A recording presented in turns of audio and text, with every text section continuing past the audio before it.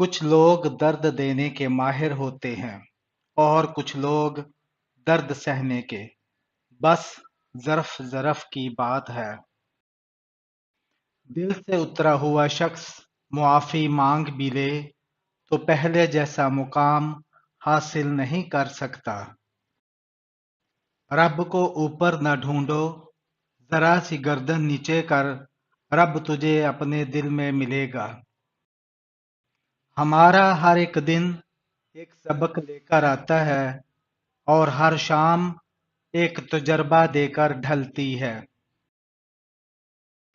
خوشیوں کا تعلق آپ کے حالات سے نہیں بلکہ آپ کے فیصلوں سے ہے۔ اللہ کی محبت کے علاوہ دنیا کی ہر محبت دکھ دیتی ہے۔ کچھ لوگوں کے لیے مصروف زندگی سے وقت نکالنا پڑتا ہے اور کچھ لوگوں کو دل سے نکالنے کے لیے زندگی کو مصروف کرنا پڑتا ہے۔ جب یقین ٹوٹتا ہے تو سب سے پہلے زبان خاموش ہو جاتی ہے۔ جھوٹ وہ خطرناک بیماری ہے جو عزت کو کھا جاتی ہے۔ شک ایک ایسی بیماری ہے جو انسان کا سکون ختم کر دیتی ہے۔ کسی کا حق کھا کر انسان اس دنیا میں تو خوش رہ سکتا ہے، لیکن روز محشر وہی اس کے گلے کا طوق بنے گا۔ اللہ تعالیٰ کی مرضی کے بغیر نہ کوئی مصیبت آ سکتی ہے اور نہ ہی جا سکتی ہے۔ درود پاک اتنی تیزی سے انسان کے گناہوں کو مٹاتا ہے کہ اتنی تیزی سے پانی بھی آگ کو نہیں بجھاتا۔ اکثر لوگ نکاح سے پہلے شکل اور نکاح کے بعد سیرت تلاش کرتے ہیں۔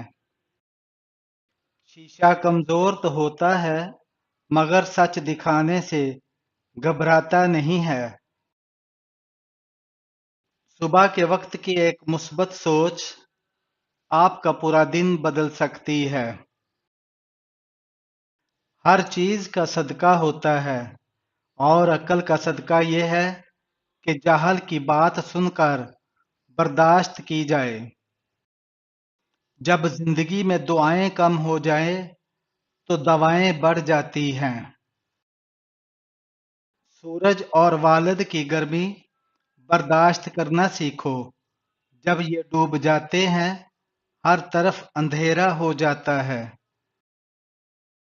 جو لوگ غصے کو پی جاتے ہیں اور دوسروں کے قصور معاف کر دیتے ہیں، ایسے لوگ اللہ کو بہت پسند ہوتے ہیں۔